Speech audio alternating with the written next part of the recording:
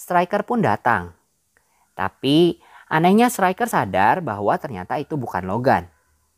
Waktu penjaga di sana mau nembak, Mystic pun menunjukkan keahliannya dan berhasil mengalahkan pasukan Striker. Dia juga berhasil masuk ke dalam markas Striker. Dalam sekejap, Mystic sudah berubah menjadi Striker dan menyingkirkan penjaga di ruang pengendali. Bahkan Striker dan kaki tangannya keduluan dan gak bisa masuk ke ruangan pengendali. Mau gak mau, akhirnya Striker meledakkan pintu ruang pengendali yang ada beberapa lapis itu. Mystic berhasil membuka katup terowongan dan para X-Men mencoba masuk. Pintu ruang pengendali pun berhasil dirusak. Mystic berhasil nemuin lokasi replika Cerebro dan para X-Men akhirnya bagi-bagi tugas.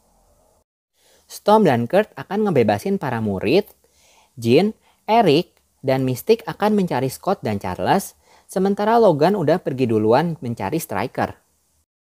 Beralih ke Charles yang masih ada dalam pengaruh ilusi Jason, dia, Jason, dan satu orang tim Striker masuk ke replika Cerebro. Striker akhirnya sampai di sana dan membisikkan kata-kata ke Jason supaya Charles mulai mencari mutan. Begitu Striker ngomong, Jason langsung ngomong hal yang sama ke Charles lewat ilusinya. Striker keluar dan Charles mulai memakai Cerebro. Striker nyuruh anak buahnya berjaga dan membunuh siapa saja yang mendekat ke sana termasuk dirinya.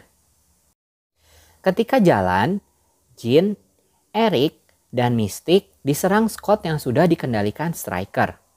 Jean akhirnya menghadapi Scott, sedangkan Eric dan Mystic lanjut mencari Charles. Scott akhirnya bisa menyerang Jean, tapi Jean berhasil menghadangnya. Di sini, kekuatan asli Jean mulai keluar dan membuat bangunan markas yang adalah bendungan sedikit rusak dan akhirnya bocor. Scott akhirnya sadar, tapi Jean merasakan sesuatu dan ngomong, "Something's wrong." Di ruangan lain, Storm dan Kurt berhasil nemuin para murid. Kurt masuk dan membebaskan mereka. Sedangkan Logan masuk ke suatu ruangan dan nemuin foto X-ray-nya. Lama-lama, dia mulai ingat masa lalunya. Si Biang Kerok pun sampai dan ninggalin Logan biar adu cakar sama Lady Deathstrike. Tahu bangunannya bocor, Striker pun kabur sendirian sama kayak waktu di X-Men Apocalypse. Nah, kalau Logan cuma punya 6 cakar, Lady Deathstrike punya 10. Cakar-cakaran pun terjadi. Logan yang terpojok pun berhasil nusuk si Lady. Tapi bagai saudara kembar, si Lady ini pun bisa nyembuhin diri dengan sangat cepat. Logan akhirnya ditusuk terus-menerus, tapi akhirnya bisa bebas sementara. Nah, nggak tahu gimana si Lady bisa bangkit dan malah makin nusuk si Logan. Akhirnya Logan ngambil alat buat ngalirin adamantium dan nusukin ke badan si Lady, yang akhirnya si adamantium itu pun sampai keluar-keluar dari mata dan hidung dan mulutnya. Di pesawat X-Men, Pyro yang emang sifatnya pemberontak pun keluar dari pesawat. Padahal mereka disuruh diam di pesawat karena mereka belum terlatih untuk bertarung. Di Cerebro, Jason mendesak Charles buat ngebunuh semua mutan yang berhasil ditemukan Charles. Di luarnya, granat yang dipegang masing-masing penjaga meledak yang jadi pertanda kedatangan Eric. Gak lama, semua mutan ngerasa sakit di kepalanya, pertanda Charles sudah mulai beraksi. Untungnya Eric pakai helm anti telepatnya dan bebas dari serangan Charles. Eric memakai kekuatannya untuk merusak dan membuka pintu Cerebro. Charles yang merasakan ada hal aneh pun berhenti memakai Cerebro dan para mutan akhirnya terbebas. Setelah itu, Eric yang benci terhadap manusia normal pun menggunakan kesempatan itu untuk menyasar manusia. Mystic berubah jadi Striker dan ngebisikin Jason. Sekarang yang disasar Charles adalah manusia normal.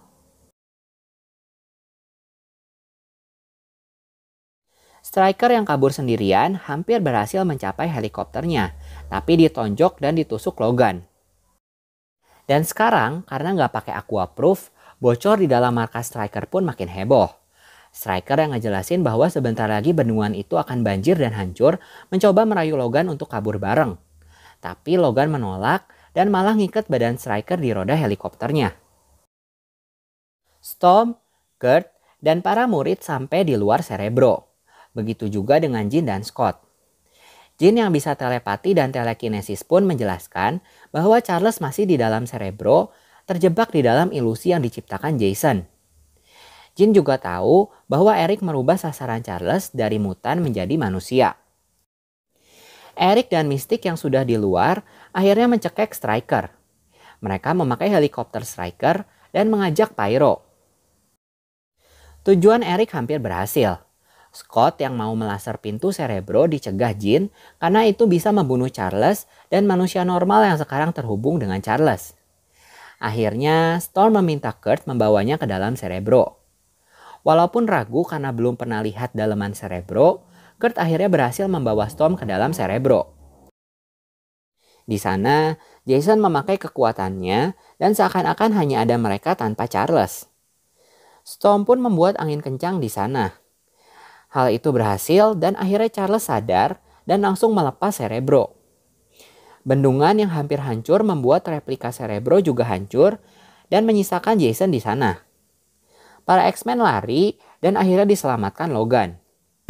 We have to get out for the spillway.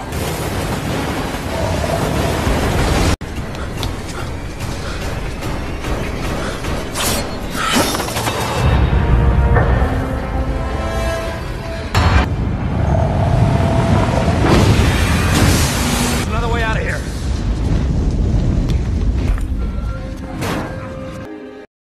Untungnya, Rock membawa pesawat X-Men ke dekat mereka walaupun tidak mendarat dengan mulus.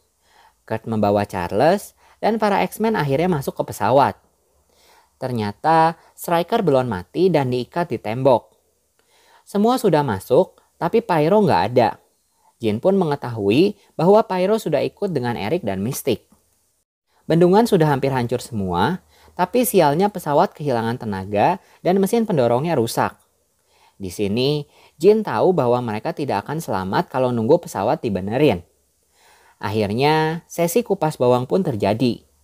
Jin berkorban dan keluar dari pesawat. Scott yang mengejarnya pun sia-sia. Jin menutup pintu pesawat dan menjalankan pesawatnya. Air danau akhirnya mengalir deras dan ditahan Jin. Kurt juga tidak bisa berteleportasi karena Jin memblokirnya. Jin masuk ke pikiran Charles dan ngomong bahwa ia akan berkorban demi keselamatan mereka semua. I know what I'm doing. This is It's the only way.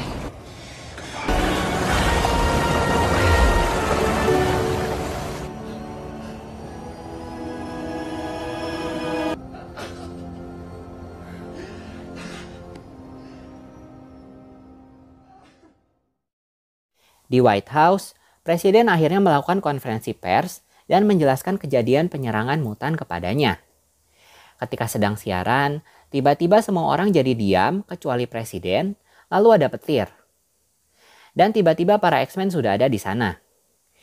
Tujuan Charles di sana adalah menceritakan fakta yang ada dan menyerahkan arsip milik Stryker ke Presiden agar Presiden bisa menjelaskan kejadian sebenarnya ke masyarakat. Di scene penutup terlihat Charles, Scott, dan Logan yang sangat kehilangan Jean. Tapi bagaimanapun mereka harus menghargai keputusan Jean untuk berkorban. Oke, nah jadi intinya semua masalah berawal dari Stryker yang gak terima anaknya itu menjadi mutan dan tidak bisa menjadi manusia biasa. Dan karena itu dia ingin membunuh semua mutan yang ada di dunia. Untungnya para X-Men berhasil menggagalkan rencana Stryker, tapi Jean harus berkorban. Nah, secara alur cerita sih menarik banget ya. Nggak diperkirakan bahwa dalangnya adalah Stryker. Emosinya juga dapat banget waktu Jean berkorban demi menyelamatkan para mutan. Tapi di sini kurang dijelasin kenapa mutan yang dikasih zat yang dibuat Stryker itu cuma nurut ke Stryker.